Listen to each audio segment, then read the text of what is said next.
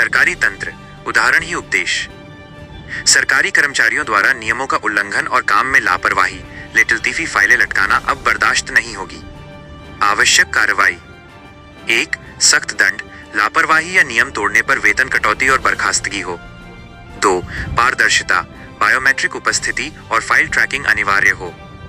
सरकारी नौकरी आरामगाह नहीं, बल्कि सेवा और जिम्मेदारी का मंच बननी चाहिए। सुशासन के लिए नियम सब पर बराबर लागू हों। यहाँ आधार कार्ड, पैन कार्ड और डिजिटल सिग्नेचर, बस तीन ही व्हेरिफिकेशन करना पड़तं। सर आपण तो पासपोर्ट आहे सकाळचा सांगायच्या भेटला लावलेला आहे। हा तर मग ते सिग्नेचर घेऊन राहिलो, ते लॉग इन नाही होऊ राहिलं त्यांचं। शेट त्याला एरर येतोय, ते म्हणे पासपोर्ट देऊन टाका म्हणजे त्यांना। ऐसा तो हमको नहीं चलेगा, पूरा नियम से चलेगा। नियम तुमने हमारे को फॉलो करने लगा है ना। और दूसरी बात, अभी तेरा बिट नंबर कितना है था? देखो मैसेज पहले 8 ना, और 10 बिट। वाला आदमी नहीं आया। 10 वाले का नाम क्या था? सांगले। सांगले करके अभी मैसेज जो आया, बिट नंबर 10 से आया सांगले। और तुम्हारा नंबर क्या है? मेरा बिट नंबर 8 है। क्या नाम है तुम्हारा? सोनोने। अभी तुम रूल फॉलो करने मुझे लगा है, मेरी बहन को तुमने पंचगनी से बुलाने लगा है, और अभी रूल तो तुम फॉलो नहीं कर रहे। अब बीट नंबर 10 का मैसेज आ रहा है और बीट नंबर 8 लेके आ रहा है, उसमें तुम्हारा सिस्टम डाउन है। तुम लोगों को नियम बता रहे थे कड़क एकदम, वॉइस मांगता, सब कुछ मांगता। अब तुम बिना डिजिटल के दे रहे सिग्नेचर के। नहीं डिजिटल नहीं, ते म्हणे थांब मी अपडेट करतो। अरे अभी भी रिकॉर्डिंग ही चालू है। रिकॉर्डिंग में ज्यादा से ज्यादा 1 मिनिट पीछे अभी तुमने क्या बोले? देऊन टाका, त्यांनी सांगितलं तसं। त्यालाच फोन केला मी डायरेक्ट। तो अभी तुम बोलते देऊन टाका तसा, तो उस दिन तुमने क्यों नहीं दिए? अरे साहेबांना तुम्हाला कोणाला माणुसकी नाहीये। तुम्ही तुम्हाला सांगितलंय की त्याची मुलगी वारली, त्याची मुलगी वारलेली आहे, त्यामुळे ती मौताला गेलेली आहे। तर तुमची इन्सानियत त्यावेळा दिसली ना आम्हाला। तुम्ही सांगितलं नाही ती लागलच, ठीक है। आता ती तिथून कितना किलोमीटर थे गोवा से आने का? कितने घंटे? 350 किलोमीटर 10 घंटे का सफर करके हुआ ही। अब तुम बोलते बिना डिजिटल सिग्नेचर के दे दो, क्योंकि तुम्हारा सिस्टम डाउन है। तो ये कितनी इंसानियत है तुम्हारे अंदर दिख रही ना। त्यांच्या संग बोला एक मिनिट। हेलो, हा बोला। कोण बोलतोय? हा पी बोलते पोस्टातला। पीए, काय नाव आपलं? विलास आहेत। विलास आहे।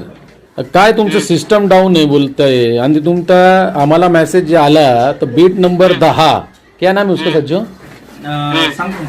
सांगडे करून बीट 10 मेसेज आलेला आहे, आणि बीट 8 आला विशाल। का असं? आमचं इंटरनल प्रश्न असतो साहेब। अच्छा, ते आमचे अधिकारी कोण सांगू शकता, आणि ते काय आमचं एक माणूस रजेवर गेलाय, 2 माणसं, त्या बदले आम्हाला ते ऍडजस्टमेंट करावं लागते। अच्छा, ऍडजस्टमेंट होती आहे तुमची। आता तुमची यांना तिकडे दिलं होतं, मग ते इकडं ठीक आहे। एक प्रश्नाचं उत्तर दिला तुम्ही का तुम्ही ऍडजस्ट केला, बरोबर। आता दुसरा प्रश्न असा आहे माझा, तुमची डिजिटल सिग्नेचर होत नाही त्याच्यावर, तुमचा सिस्टम डाऊन आहे, मग त्याला पर्याय काय? आता त्याला पण काय ऍडजस्ट होईल ना, त्या लिस्टवर झाली, झालं, संपला विषय ना। अच्छा, पण फॉर्म लिस्ट महत्वाची साहेब। अच्छा, लिस्ट महत्व डिजिटल, त्यांनी तर मला सांगितलं डिजिटल सिग्नेचर पण लागते त्याच्यावर। तुमची बहिणी ते लागेल तुम्हाला। डिजिटलची काय प्रॉब्लेम नसलं काय, डिजिटलची काही जरूरत नाही आम्हाला एवढी। नाही पण नियम मध्ये ना तुमचे, तुम्ही विषय मिटला ना। तुमचे नियम मध्ये तुम्ही एक नियम कशाला सोडताय? पूर्ण नियम पुरे करा ना। डिजिटलचा विषय नाही, ते लिस्टवर सही पाहिजे आम्हाला महत्वाची, बाकी काही नाही। पोस्टमनच्या अंतर्गत सही देऊन टाका ना। विलासने सांगितलं होतं तर मला डिजिटल सिग्नेचर घ्यावा लागते त्याच्यावर, त्यापेक्षा आम्ही देऊ शकत नाही। काम करा सर, उद्या घेऊन टाका ना मग। मी कशाला उद्या थांबू? तुम्ही आम्हाला आमच्यासाठी दिलं होतं का? आम्ही थांबले होते का तुम्ही आमच्यासाठी? आमच्याकडे 5-6 दिवस मुदत असते ना सर। तुमची मुदत तुम्ही आमच्यासाठी थांबले होते का? माझी बहिणीला तुम्ही 400 किलोमीटर वरून इथे बोलवला, मी तुमच्या सिस्टम साठी का थांबू? तुमचा सिस्टम अपडेट नाही, ते तुमची चुकी आहे ना। बरं ठीक आहे, मी माझ्या सीपीसी ला विचारतो, यांना मग सांगतो तुम्हाला। माझी बहिणीला तुम्ही 300 किलोमीटर वरून इथे बोलवला, तुम्ही विशाल कद्या तुम्ही 1 मिनिट। नाही ठीक आहे ना, एकदा बोलून घ्या ना, तुमचा कॉल रेकॉर्डिंग करतोय मी, त्यामुळे त्या विशाल पोस्टमन कद्या, मी त्यांच्याशी बोलतो। त्यांच्यावर बोला अगोदर, तुम्हाला हे विचारतोय तुमचे नियम मी नव्याने ते करतो, ते विशाल देऊन टाका तुम्ही फोन, ते आहे तुमच्याकडे, त्यांच्याशी द्या। ठीक आहे, तुम्ही अशा लोकांना त्रास देताय जे जे जे कायदा पंडित आहे त्यांना त्रास देताय त्यांना तुम्ही. पहिले तुम्हाला काय बोललो होतो पहिलेच ते आणि हा विषय तर नाही थांबणार. आता तुमचे लोक आहे ना नियमच पाडत राहतात. हा व्हिडिओ व्हायरल झाल्यानंतर आहे ना तुमचे लई तक्रार माझ्याकडे येईल आता. एक मिनिट बोला.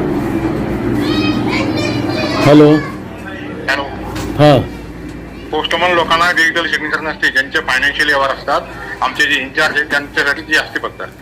तुमचे जे पोस्टमॅन आता सध्या आलेले आहे, काय नाव आहे तुमचं? विशाल पूर्ण नाव काय आहे? विशाल सोनवणे. विशाल सोनवणे यांनीच सांगितलं होतं की तुमची बहिणीला बोलून घ्या. मी पासपोर्टवर डिजिटल आमच्या ॲपवर डिजिटल सिग्नेचर व त्यांचं व्हेरिफिकेशन मला कंपल्सरी आहे. त्यापेक्षा मी तुम्हाला पासपोर्ट देऊ शकत नाही. आता त्यावेळी त्यांचे नियम वेगळे होते, आता वेगळे झाले का? ऐका एक मिनिट, ऐका माझा. हा. ते तुमच्या बहिणीची आयडेंटिटी एस्टॅब्लिश करेल, बघाल तो आयडी प्रूफ होऊन, आणि तुम्हाला ते पासपोर्ट देऊन टाकेल तुमच्या बहिणीला. नाही पण ते नाही सिग्नेचरचा काय संबंध आला? नाही, त्यांनी डिजिटल सिग्नेचर सांगितलं. त्यांना विचारा ना, तुम्ही बोलले होते का नाही? विशाल भाऊ बोला, तुम्ही बोलले होते का नाही? Hello sir. हा. हा, ते आपण ऍप वरती घेतो ना सर. मी त्यांना सांगितलं होतं की ते व्यक्ती मला समक्ष लागेल असं. हो बरोबर आहे ना मग. तेच ना. समक्ष लागतेच ना. हो समक्ष लागते. Signature पण- सिग्नेचर ते आता लॉग इन होऊन राहिले ते. मग त्याच्यामध्ये हा. मी यशेश सरांना फोन केलाय सर, ते वरतून डिओला हा. ते करताय, त्यांचा फोन येतोय मला. एक मी परत फोन करतो तुम्हाला. हा, ठीक आहे. सर ऍक्च्युली काय झालं, त्या व्यक्ती नव्हत्या तर त्यांना आपण ते सांगितलं की बुवा असं नाही का, आम्हाला म्हणजे डिजिटल पण सिग्नेचर लागेल आणि हे किंवा म्हणजे व्यक्ती समक्ष आपलं व्हेरिफिकेशन महत्वाचं होतं ते. हा हा, व्यक्ती समोर आहे, पण ते म्हणतात की माझी व्यक्ती मी इतक्या लांबून बोलवली ती, मग तुम्ही सिग्नेचरच घ्या माहिती सर असं. बोला सर. हॅलो. हॅलो, काय झालंय सर? काय इश्यू आहे? कोण बोलतोय आपण? मी डिव्हिजन ऑफिसवरून बोलतोय. बोला ना. काय नाव आपलं? माझं यशेश. हा, यशेश यशेश. पूर्ण नाव सांगा ना सर तुमचं. यशेश नेटावणे. आपलं काय नाव आहे मला ते तर सांगा. सरफराज शेरखान पठाण. पूर्ण नाव? अच्छा, काय अफराज? सरफराज, SARFARAZ. सरफराज शेरखान पठाण. बर. वडिलांचं नाव शेरखान. बर, काय झालं आपल्या इथे? अच्छा, तुमचे जे बीट आहे, बीट नंबर 8, विशाल सोनवणे, बरोबर यांच्याकडे माझी बहीणचा पासपोर्ट आला होता बरोबर 4 दिवस अगोदर. बरोबर तर माझी बहीणचं नाव आहे साजिया शेरखान पठाण. बरोबर माझं नाव आहे सरफराज शेरखान पठाण. बरोबर. ती माझी सक्की लहानी बहीण. चालेल. वय ते- काय त्यांचं? 18च्या खाली आहे का? नाही, वरती आहे ना त्याच्यात.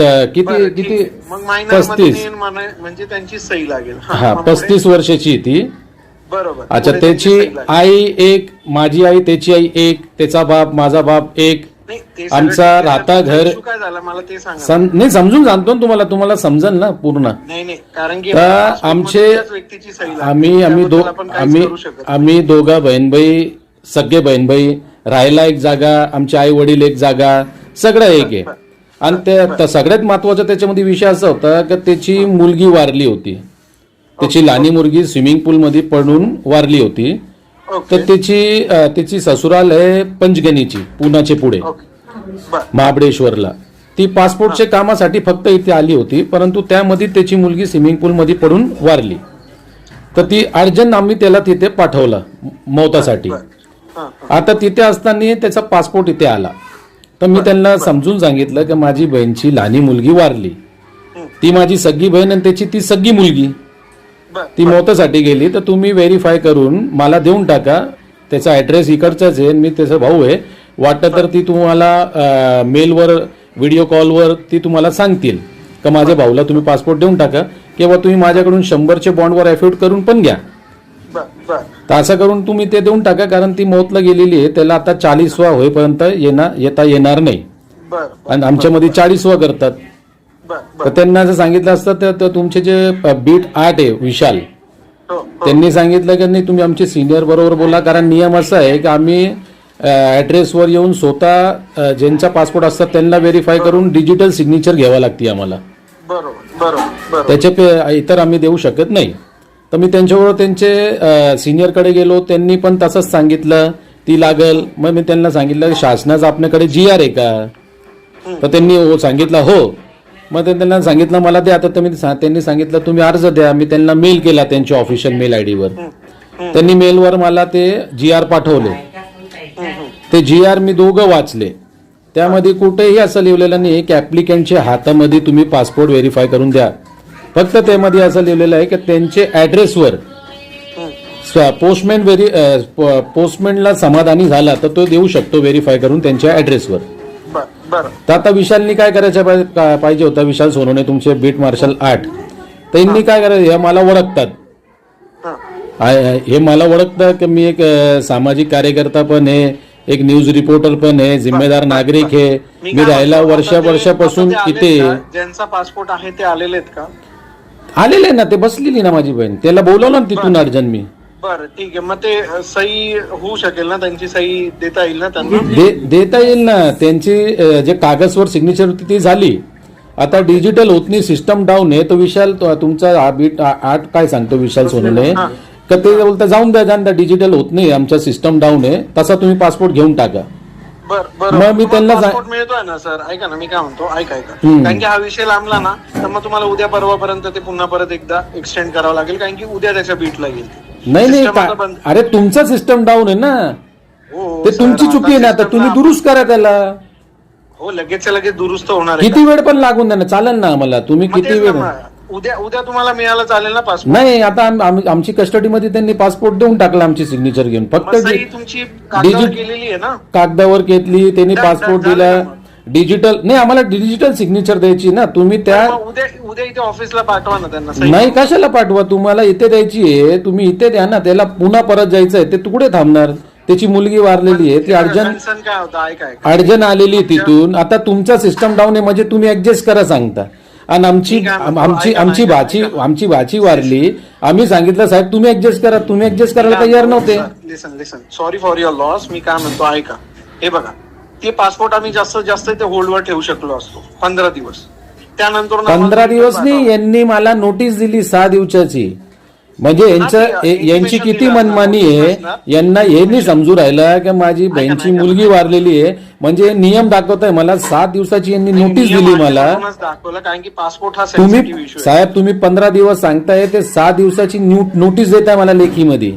7 दिवसामध्ये तुम्ही घ्या, नाही तर ते पासपोर्ट निघून जाईल. आणि विशाल सांगतोय, विशाल सांगतोय की मी तुमच्यासाठी थांबवतो, परंतु कागदावर तुम्ही 6 दिवस लिहून देताय आणि तोंडी तुम्ही सांगता 15 दिवस थांबवून देतो मी. हॅलो बोला ना. हा, तुम्ही ऐकणार आहात का? ऐकतोय ना मी. हा, माझं काय म्हणणं आहे, हा विषय उद्यापर्यंत जाऊ द्यायचा की इथेच मिटवायचा, मला हे सांग.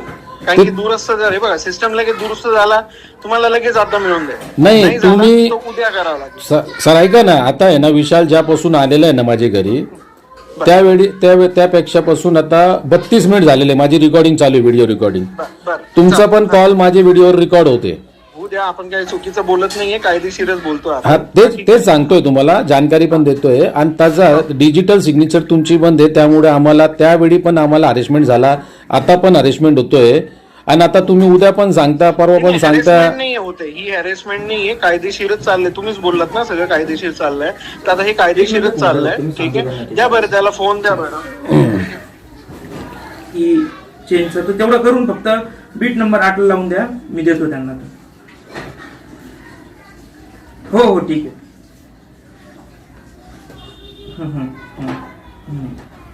सर हो बोला.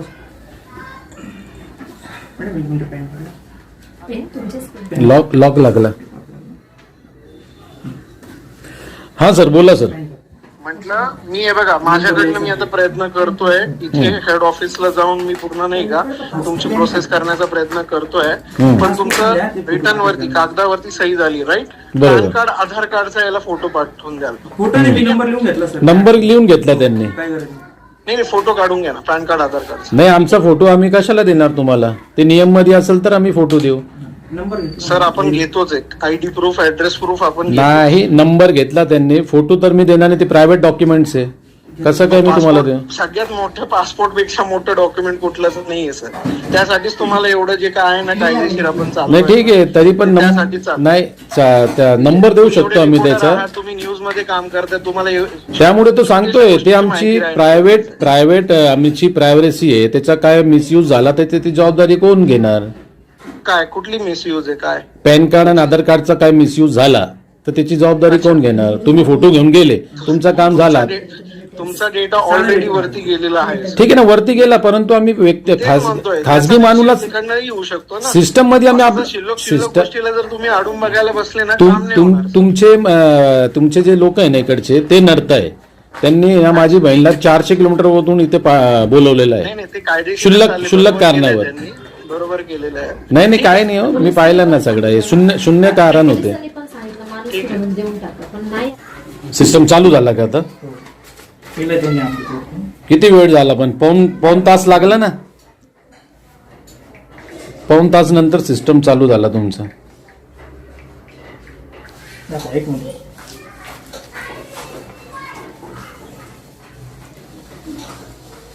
पोस्टमॅन साहेब काय चाय पाणी? नाही झालं, काय नाही. ठीक आहे, धन्यवाद. अन्याय अत्याचाराचा पर्दाफाश करण्यासाठी एबीपी नाशिक टीव्ही चॅनलला सबस्क्राईब करा आणि बेल आयकॉन प्रेस करा.